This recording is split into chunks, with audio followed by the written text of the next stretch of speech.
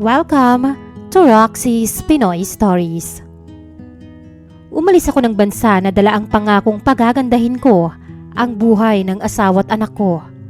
Ngunit hindi ko napigilan ang tawag ng laman at nagkasala ako sa bansang Kuwait.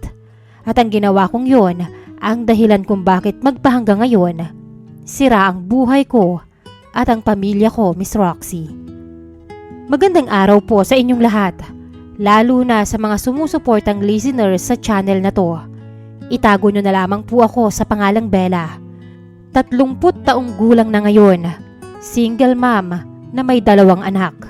Ang kwento kong ito ay aking karanasan noong 22 taong gulang pa lamang ako. Maaga akong nabuntis ng boyfriend kong si Danilo. Hindi niya rin tunay na pangalan. Dahil sa hindi matanggap ng pamilya ko ang aking pagbubuntis, itinakwil nila ako.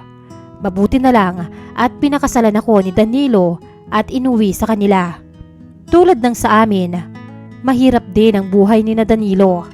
Kaya kung ano-anong trabaho na lang ang pinapasok niya noon para lang may makain kami at pambili ng gatas at diaper sa anak namin. Nakakahiya din kasing umasa na lang kami sa mga magulang at kapatid niya. Noong maglilimang taon na ang anak namin, mas lalo kaming nalugmok sa hirap dahil pinapaaral namin siya ng kinder.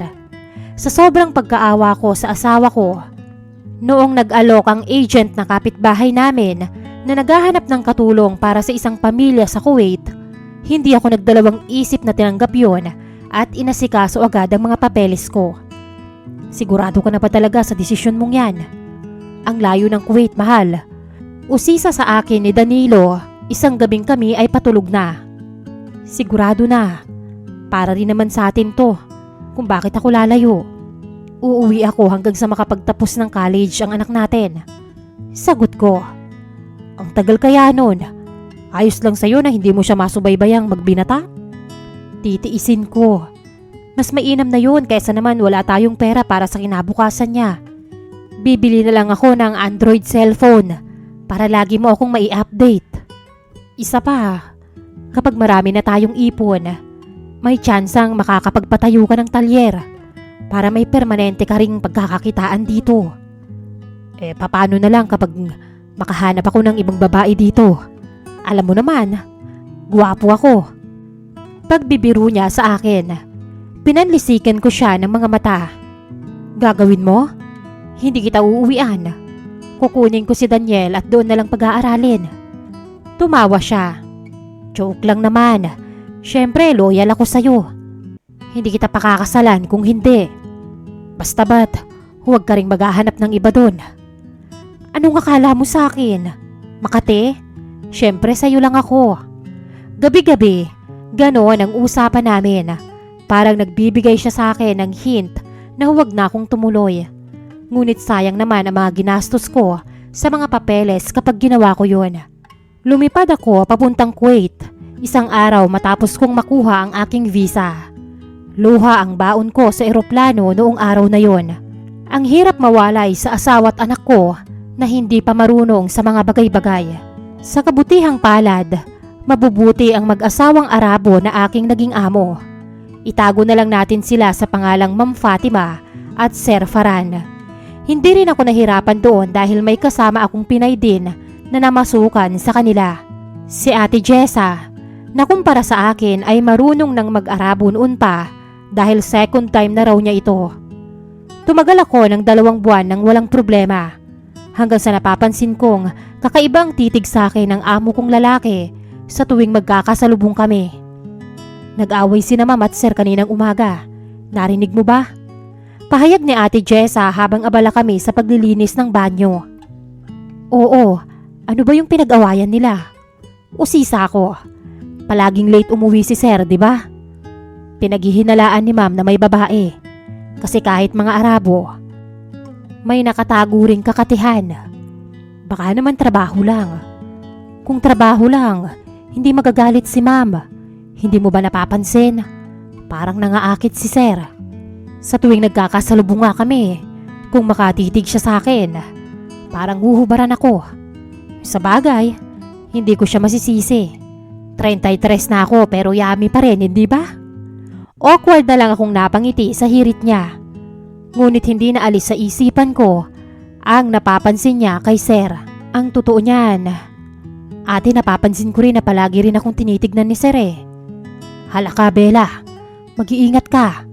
Bata ka pa pero may asawa't anak na. Mabuti pa ako kahit matanda na, single. Hayaan mo lang si Sir. Pero kung sakaling lapitan ka, isumbong mo sa akin at ako na ang bahalang magpaliwanag kay Ma'am.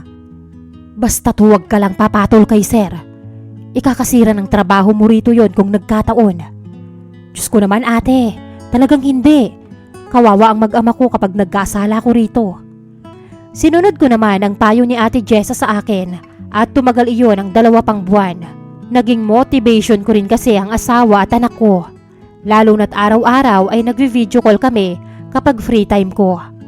Ngunit nang dumating ang araw na nag-first move na si Sir, hindi ko na nakontrol ang sarili ko. Aking itatranslate na lamang po sa lengguwahe natin ang mga pag-uusap namin ni Sir Farhan. Nang sa ganon ay maintindihan niyo po. Kamusta, Bella? Magpahinga ka naman. Sige ka. Mangangayayat ka niyan at masisira ang magandang hubog ng katawan mo. Wika niya sa akin gamit ang malanding boses. Salamat po sa paalala, Sir Farhan. Naiilang kong tugon. Ang sarap pakinggan ang pangalan ko sa bibig mo. Ulitin mo nga. Sir Farhan. Pwede ba kitang maimbitahan sa guest room mamaya? Gusto kong marinig ang pangalan ko sa bibig mo. Ngunit sa ibang paraan. Napalunok ako. Napatulala at nag-init sa narinig mula sa kanya. Alam kong mali ang naging reaksyon ng katawan ko kahit naharap-harapan niya akong binastos. Ngunit marahil, dala ito ng ilang buwan kong pananabik sa aking asawa. Lumapit siya sa akin. Dahan-dahan at hinawakan ang aking panga. Tinignan ako sa mga mata at nagtatangkang angkinin ang aking mga labi. Nang biglang narinig namin ang ingay na gawa ng mga paa ni Ate Jessa habang bumababa ng hagdan. Kaagad akong lumayo kay Sir at tumakas nang sa ganon ay hindi kami makita ni Ate Jessa. Dahil sa pangyayaring yon, hindi na tumigil pa si Sir na yayain ako na maikama niya. Hindi naman ako makapagbigay ng diretsyong sagot kasi hindi ko matukoy ng maayos ang aking nararamdaman. Mahal, huwag kang magpapanik. Sinugod ko sa ospital si Daniel kagabi. Biglang balita ng aking asawa, isang araw nang tawagan niya ako. Ano? Diyos ko, bakit? Anong nangyari sa anak natin? Paiyak kong usisa. Kasalanan ko. Bumili ako ng yelo sa labas. Hindi ko naman alam na sumunod siya sa akin. Alam mo naman sa lugar natin, maraming motor ang dumadaan. Ayun, habang tumatawid siya, nabundol siya. Patawarin mo ko, naging pabaya ako. Umiyak ako ng umiyak at nakinig lang naman sa akin si Danilo at paulit-ulit na humingi ng tawad. Nang ako ay mahimasmasan, saka siya muling nagsalita. Yung nakabundol sa kanya, mabilis na pinaharurot ang motorsiklo niya, kaya hindi ko nasingil. Ayon sa mga nakakita, masyado rin kasing mabilis ang pagpapatakbo niya, kahit matao yung daan. Tinulungan ako ni Kapitan na hanapin yung driver. Ang kaso lang, mataas ang bayarin ni Daniel sa ospital. Kailangang ipagamot siya ng maayos kasi baka may posibilidad na hindi na siya makapaglakad. Yung huling padala ko, ubos na? Pasensya ka na, mahal, pero oo, ubos na. Yung money lender na inutangan natin noon, naningil kaya ipinambayad ko na. Magdadalawang linggo pa lang simula nung huli kong sweldo. 3 linggo pa bago ko makakuha ulit. Wala ka bang pwedeng mautangan muna dyan? Wala na akong alam eh. Baka kaya mong gawa ng paraan dyan. Sige, susubukan ko. Matamlay kong ibinaba ang tawag. Naisip ko, paunang karma ko na yata ang nangyari sa anak ko. Dahil hinayaan ko ang boss kong lalaki na landiin ako. Sa kasamaang palad, wala sa mood si Ma'am Fatima noong lapitan ko siya. Hindi ko na ipaliwanag ng maayos sa kanya ang rason kung bakit ako humingi ng advance na sweldo kaya hindi niya ako pinagbigyan. Habang kinakausap ko kasi siya, nakadarama ako ng guilt. Kaya kahit labag sa loob ko, kay Sir Farhan ako lumapit. Na sumang-ayon naman, kapalit nga lang ng aking dignidad. Ibibigay ko ang perang kailangan mo. Pera ko at hindi galing kay Fatima. Ibig sabihin, hindi rin galing sa sweldo mo. Pero pagbibigyan mo ko ngayong gabi, maotoridad niyang pahayag. Wala akong nagawa kundi ang sumang-ayon na lang. Kaya noong gabi ring yon, inangkin niya ako at sa totoo lang, nagustuhan ko rin yon. Dinama ko ang ginagawa niya sa akin na hindi ko nararanasan mula kay Danilo habang nasa isip ko ang kalagayan ni Daniel. Ipinangako kong hindi na mauulit ang pagkakasala na yon, lalo na noong makalabas sa ospital ang aking anak. Ngunit dumaan lang ang isang buwan, muli na namang nag-aanyaya si Sir Farhan. Tama na po ang isang beses, sir. Pareho po tayong may asawa at anak.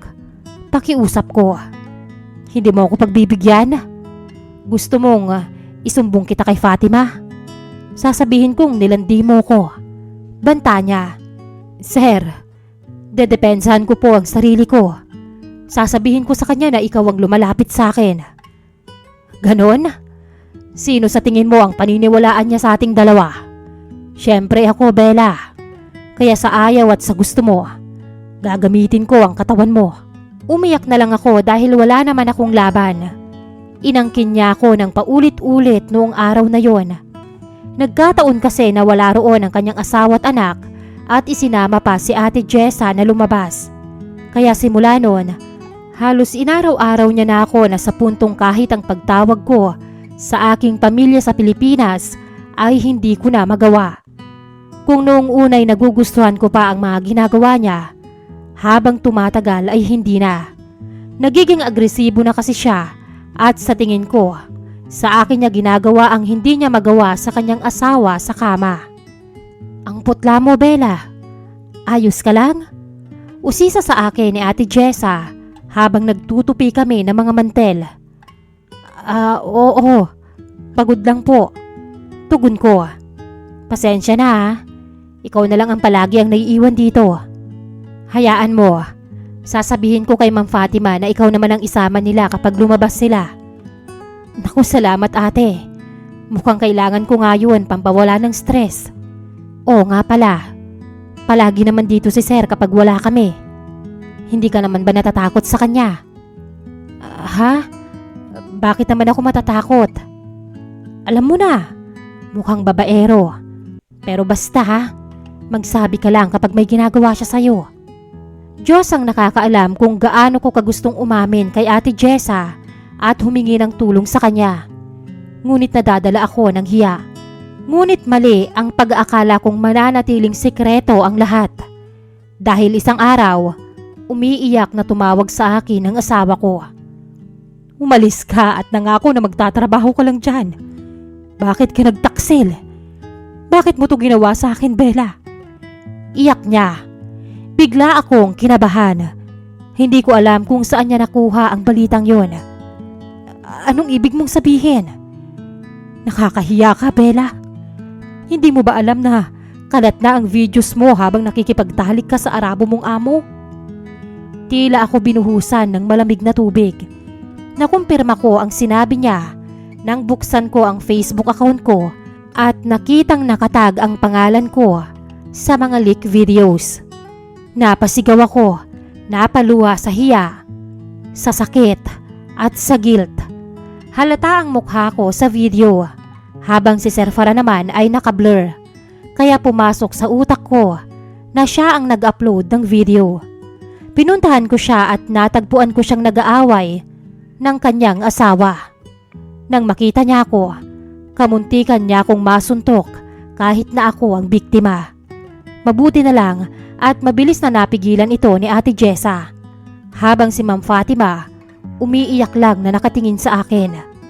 Lumuhod ako at humingi ng tawad sa kawawang may bahay. Hindi ako nakatanggap ng kahit na anong salita sa kanya. Ngunit halata ang pandidiri sa kanyang mga mata.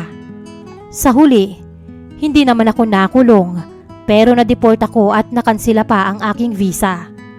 Noong araw na paalis na ako, Kinausap pa ako ni Ate Jessa. Aamin ako, Bella. Ako ang kumuha sa videos na nasa internet ngayon. Po? Bakit niyo ginawa yun, ate? Iyak ko.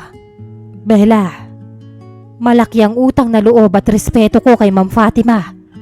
Kaya nang nabisto kong may namamagitan sa inyo ni Sir. Sinubaybayan ko kayo sa tuwing hating gabi. Nalaman ko kung saang guest room kayo nagkikita. Kaya pinalagyan yun ni Ma'am ng kamera. Nagawa ko yun dahil sa hindi ka nagtiwala sa akin. Dapat inamin mo ang pagkakasala mo noon habang maaga pa. Pasensya ka na, Bella. Wala akong intensyon na ikalat ang video. Si Ma'am Fatima ang gumawa noong ipakita ko sa kanya. Magalit ka na sa akin pero alam kong magpapatuloy ka sa pagtataksil kung hindi yun nangyari. Ate, biktima po ako. Bakit kayo nagpadalos-dalos at hindi niyo ako kinumpronta? Oo, noon, nagustuhan ng katawan ko. Pero pinipilit din ako ni Sir. Pinagbabantaan at sinasaktan pa. Kaya mong humingi ng tulong sa akin o kay Ma'am Fatima mismo. Pero pinili mong magtiis? Sana maging aral to sa'yo at huwag ka nang uulit pa. Huling wika niya bago umalis sa harap ko. Umiyak akong umalis. Kahit sa airport at eroplano, pula na ang mga mata ko. At pagdating ko ng Pilipinas, pinagpiestahan ako ng mga mapanuri kong kababayan. Kahit na ganoon, umuwi pa rin ako sa aking pamilya. At gaya ng inaasahan ko, hindi na ako welcome doon. Bakit umuwi ka pa? Kulang pa ba ang nalasap mo sa Arabo at bumalik ka sa akin?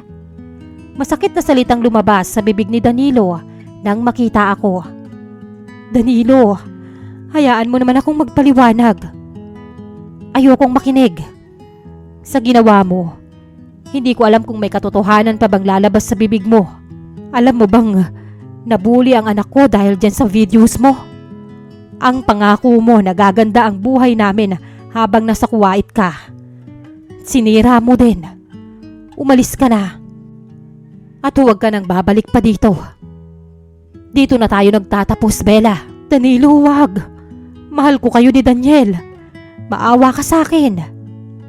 Sana naawa ka rin sa amin noon. Huling mga sinabi niya bago niya ako pinagsarahan ng pintuan. Nagdudusa akong umalis. Dahil walang ibang mauuwian, nagtungo ako kina nanay. Pero hindi nila ako tinanggap. Ang naawa lang sa akin ay ang pinsan ko na nagtiis at pinatira ako. At ilang linggo ang lumipas, nalaman kong buntis ako kay Sir Faran. Pagkaraan ng ilang buwan, pagkatapos kong makarecover sa panganganak, umalis din ako sa puder ng pinsan ko at binuhay ang Arabo kong anak na babae ng mag-isa. Habang tumatagal naman at nagbibinata na ang anak kong si Daniel, hindi naman niya ako kinalimutan. Pinahihintulutan din siya ni Danilo na makipagkita sa akin. Sa huli, nakapag-asawa ng bago si Danilo. Habang ako ay pinapalaki ang pangalawa kong anak, dala ang kahihiyan ng aking nakaraan. Ngayon, pinipilit ko ang sarili kong magpakatatag. Ngunit alam ko na dadating din ang punto na iiwan ako ng pangalawa kong anak kapag nalaman niya na gawa siya sa pagkakamali. Dito ko na po tatapusin ang nakakahiya kong kwento na sana ay magbigay aral at babala sa inyo, lalo na sa mga kapwa ko OFW. Panatilihin niyo pong kumapit sa tuwid na desisyon nang hindi kayo matulad sa akin. Maraming salamat sa inyong pakikinig. Nagmamahal, Bella.